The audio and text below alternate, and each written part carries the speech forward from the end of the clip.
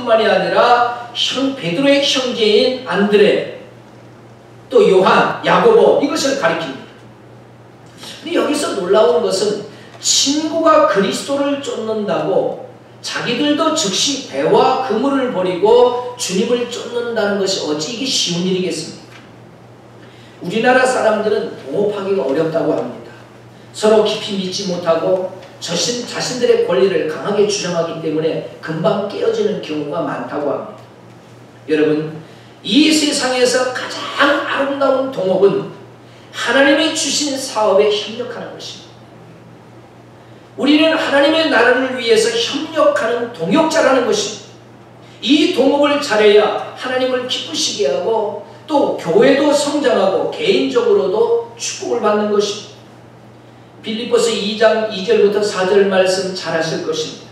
마음을 같이하여 같은 사랑을 가지고 뜻을 합하며 한 마음을 품어 아무 일에든지 다툼이나 허용으로 하지 말고 오직 겸손한 마음으로 각각 자기보다 남을 낮게 여기고 각각 자기 일을 돌아볼 뿐더러 또한 각각 다른 사람의 일들을 돌보아 나의 기쁨을 충만하게 하라. 아멘. 우리는 하나님의 말씀을 받은 사람들입니다. 우리는 겨우 예수 믿고 천당 가는 존재가 아닙니다. 예수님께서 십자가상에서 피를 흘려 우리를 구원해 주셨으므로 하나님께서는 그 엄청난 생명의 핏값을 받은 우리에 대한 기대가 크십니다. 시시한 존재로 살아가기를 원하지 않으신다는 뜻입니다. 이 땅에서 겨우 밥이나 먹고 살다 죽는 그런 존재로 끝나는 것을 하나님께서는 원하지 않으십니다. 요나와 같이 타락하고 망해가는 세상을 향해 복음을 외치라는 것입니다. 이 땅을 구원해내는 위대한 사람이 되라는 것입니다. 우리는 다 하나님의 말씀을 받은 사람들입니다. 근데 사명을 회피하고 있습니다. 이것이 불행입니다. 하나님의 뜻대로 살아가라고 하셨지만 뜻대로 살지 않습니다. 복음을 전하라고 하셨지만 전하지 않습니다. 하나님의 영광을 위해서 살라고 말씀하셨지만 영광을 거부하고 있습니다. 날마다 하나님께서 지시하시는 곳이 있지만 우리는 가지 않습니다. 자기 안일 속에 빠져가고 있습니다. 마치 요나가 하나님의 낯을 피하듯이 우리도 하나님의 낯을 피해가며 살아갑니다. 하나님의 얼굴을 향해서 고개를 들지 못하고 하나님께 등을 돌리고 사는 경우가 얼마나 많은지 모릅니다. 하나님께서는 이 도망치는 요나를 내버려 두지 아니하시고 풍랑을 보내셨습니다. 하나님께서 간섭하시기 시작하십니다. 왜 풍랑을 보내셨습니까?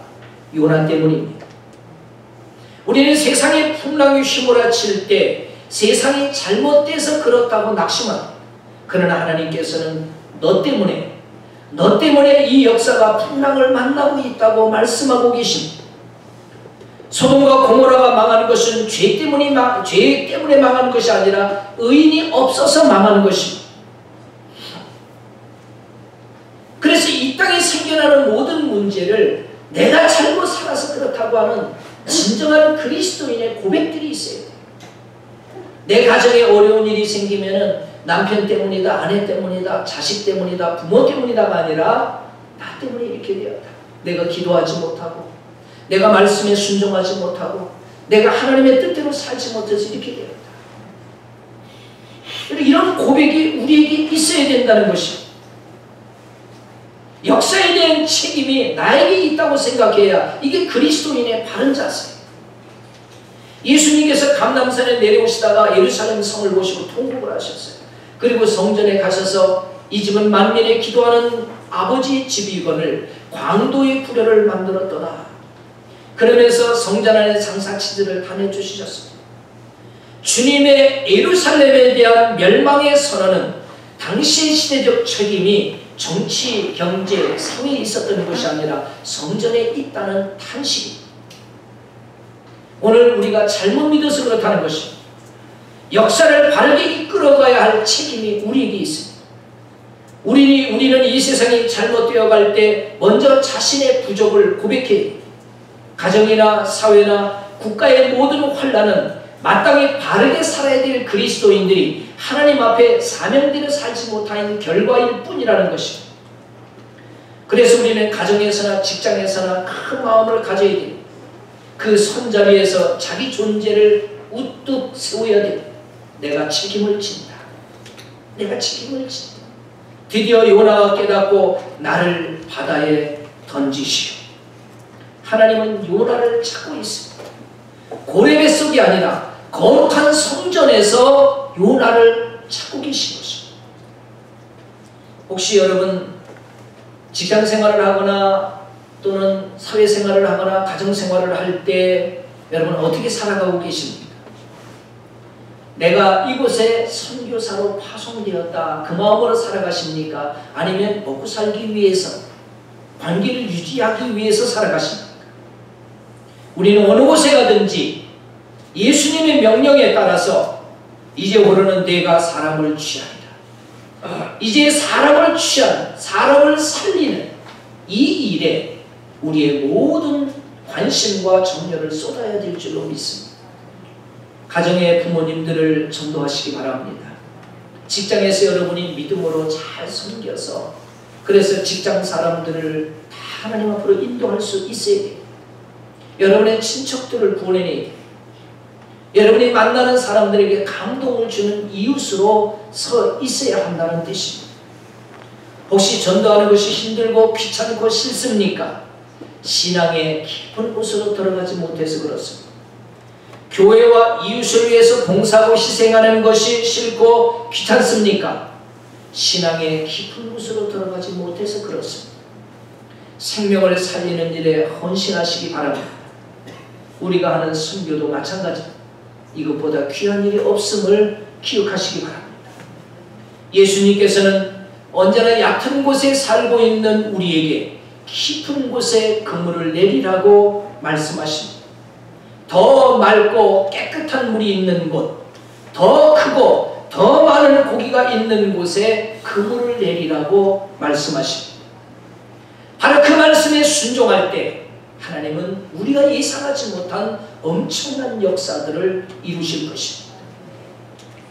신앙의 깊은 곳은 자기를 부정하는 자리, 신앙의 깊은 곳은 신뢰와 복종의 자리, 신앙의 깊은 곳은 자신의 무능과 죄를 깨닫는 곳입니다. 신앙의 깊은 곳은 선교 현장에 들어가는 것입니다. 이 깊은 곳에 들어가 고기가 그물에 가득 채우자 하나님의 놀라운 축복과 은혜가 넘치기를 주님의 이름으로 축원합니다. 기도하겠습니다.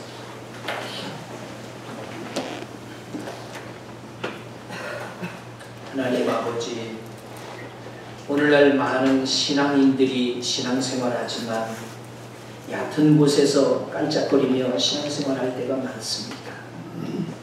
수영을 못하는 사람이 물을 무서워해서 그저 물가에서 발만 담그고 통통거리는 것처럼 그렇게 신앙생활하면서 마치 신앙이 이것이 전부인 양 생각하고 살아가고 있습니다.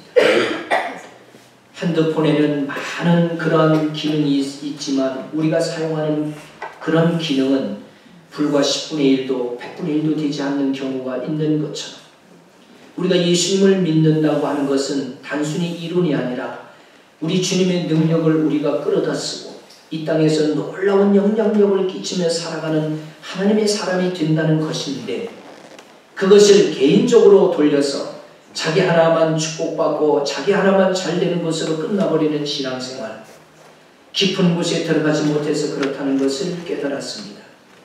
이제 신앙의 깊은 곳으로 들어가서 유유자적하며 물 위에 마음껏 수영을 하는 수영 선수들처럼 어느 곳에서든지 자유함을 얻는 저희들의 삶이 되기를 원합니다.